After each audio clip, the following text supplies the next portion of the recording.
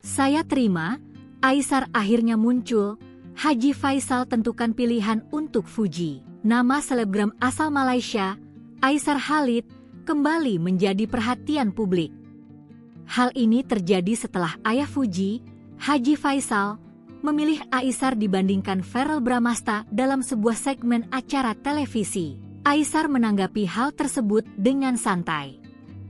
Pria yang kerap dijodohkan dengan Fuji ini mengaku tidak merasa terbebani dengan pernyataan tersebut. "Saya oke aja, saya terimakan masing-masing ada pendapat masing-masing," ujar Aisar kepada awak media di PK2, Minggu, 8 Februari 2026. Menurut Aisar, setiap orang tua pasti memiliki pandangan dan pilihan masing-masing untuk anaknya. Ia juga tidak menganggap perbandingan dirinya dengan Verrell sebagai sebuah persaingan. Saat ditanya soal hubungannya dengan keluarga Fuji, khususnya Haji Faisal, Aisar memilih menjawab singkat.